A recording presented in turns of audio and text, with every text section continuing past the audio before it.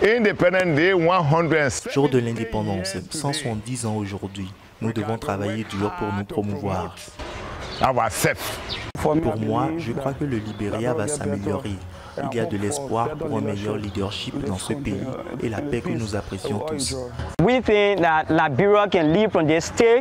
pensons que le Libéria peut partir de l'étape à laquelle nous sommes pour transcender vers une meilleure étape. Mais ce n'est pas le vrai Libéria que nous espérions pour l'instant, parce que nous espérions un Libéria développé où partout dans le monde, on veut s'y rendre. From all over the world to say we are coming to Liberia. Portant des t-shirts blancs et brandissant des pancartes « Pas trop jeunes pour gouverner », environ 500 jeunes Nigérians ont défilé mardi en direction de l'Assemblée nationale dans la capitale Abuja pour appeler les parlementaires à abaisser l'âge minimum pour exercer des fonctions politiques en marge d'un débat à ce sujet au Parlement. Au Nigeria, vous ne pouvez pas candidater à la présidence si vous avez moins de 40 ans. Vous ne pouvez pas être membre de la haute législature si vous avez moins de 35 ans ou dans la Chambre des représentants si vous avez moins de 30 ans. Ce qui signifie que dans un pays où la moyenne d'âge est de 19 ans, la plupart de nos jeunes sont exclus des postes à responsabilité et de la participation au gouvernement. Des limitations qui sont jugées injustes dans ce pays le plus peuplé d'Afrique où la majorité des votants, 55,4%, est âgée de 18 à 35 ans.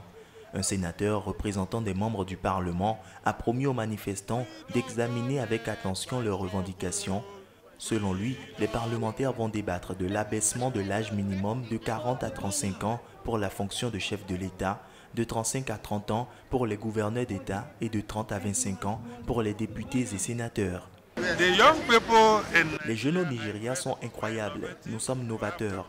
Nous avons la capacité et nous avons beaucoup fait dans Nollywood, dans le développement social et de nombreux autres aspects. Et nous avons des exemples de jeunes qui ont été nommés dans des bureaux politiques qui se portent très bien. Mais ce que nous disons, c'est si nous avons assez de sens pour voter à 18 ans, nous devrions avoir assez de sens pour être élus.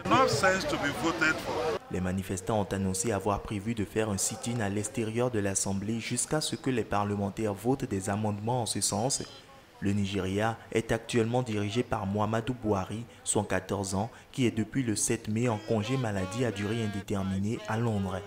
Son âge ne fait pas exception en Afrique où de nombreux présidents vieillissants sont encore en fonction, notamment le président zimbabwéen Robert Mugabe, 93 ans, qui règne sans partage sur son pays depuis 1980.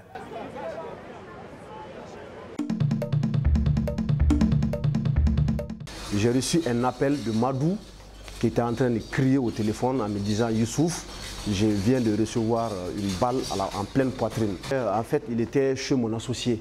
Il est allé rendre visite à ce dernier et c'est sur le chemin du retour au niveau du goudron qu'il a reçu des balles et il n'a pas pu identifier ce dernier, malheureusement. Maréchal Madou Kanté de son vrai nom, célèbre activiste et chroniqueur malien, a été victime dans la nuit de lundi à mardi d'une tentative d'assassinat à Bamako alors qu'il était au volant de sa voiture. Il a dans les heures qui ont suivi atterri dans une salle d'opération où la balle a été extraite. D'après un membre du corps médical s'exprimant sous couvert d'anonymat, le célèbre activiste doit rester sous surveillance médicale.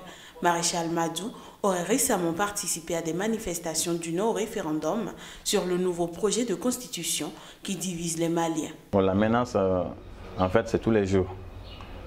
Par téléphone, il y en a aussi qui reçoivent des messages à travers le net. Moi, personnellement, je ne décroche pas les appels inconnus, donc j'en sais pas trop. Et on ne peut pas dire exactement c'est qui le problème.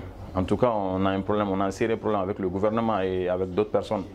Mais pour le moment, je crois que c'est à la police de déterminer qui c'est vraiment à travers les enquêtes. Selon des sources proches du gouvernement et de sa famille, il a reçu dans la nuit la visite de plusieurs ministres. L'opposition réclame le retrait du projet de révision de la Constitution sur laquelle la Cour constitutionnelle a demandé le 5 juillet des amendements après le report samedi du référendum sur ce texte initialement prévu pour le 9 juillet. Cette révision, la première depuis 25 ans, vise notamment à mettre en œuvre certains engagements de l'accord de paix signé en 2015 par le camp gouvernemental et les rébellions à dominante Touareg du Nord et prévoit la création d'un Sénat et d'une Cour des comptes. Mais ses détracteurs lui reprochent de conférer trop de pouvoir au président.